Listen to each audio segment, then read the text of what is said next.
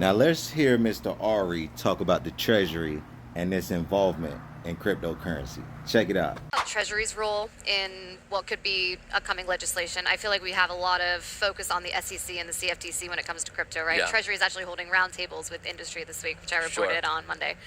How do you see the Treasury being involved going forward? Sure. I am here, so I couldn't be there, but TRM will be at a roundtable this week with I figured. with Treasury because they're really focused on these issues. And one of the reasons I was very proud to work for Treasury in the first Trump administration, and like really proud of the subject matter experts that are there now, are I think they're really like doing the right things, and that is like going after the real bad actors within the ecosystem. And I know that like there's obviously a lot of conversation around sanctions and the role of sanctions and IEPA and Tornado Cash, but the overwhelming majority of sanctions actions that OFAC has taken over the last 3, 4, 5 years have been going after what I would consider to be like the illicit underbelly of the lawful crypto ecosystem. So they've done sanctions against darknet markets. They've done sanctions against quite frankly, darknet mixing services, Helix and Bitcoin Fog, that are like not Tornado Cash. They're not lawful users on these platforms, right? They're created in order to launder Bitcoin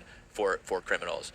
They've gone after non-compliant cryptocurrency exchanges. The largest in the world was Garantex until global law enforcement took them down a month, or I don't know. My time in crypto is very difficult to, but maybe a month or 6 weeks ago. But prior to that, OFAC sanctioned them a couple years ago. The UK sanctioned them. So I say that like from a sanctions perspective, I think they really are doing a pretty good job targeting that illicit underbelly. And then FinCEN, I think is going to be a really key part of stablecoin legislation or market structure. And that is like you're going to be required to have Bank Secrecy Act type controls in place, compliance controls in place. And FinCEN will have an opportunity to do some rulemaking. I think it'll be interesting to see how much leeway they have. And to me, the more clear we can be in the legislation in terms of what is really expected. But one thing I think is like you hear crypto people say from time to time, like no one knows what they're talking about in the government, or like there's no expertise, or we need to educate them. And I'd say like from my experience in Treasury, it's like there's a cadre of people at FinCEN, at OFAC, at TFFC, which is the policy shop, that are really true subject matter experts. We might not agree with everything that they do, but they're deep in this technology. You mentioned Tornado Cash. What do you see the outcome of the Roman Storm case being? That's a really interesting one.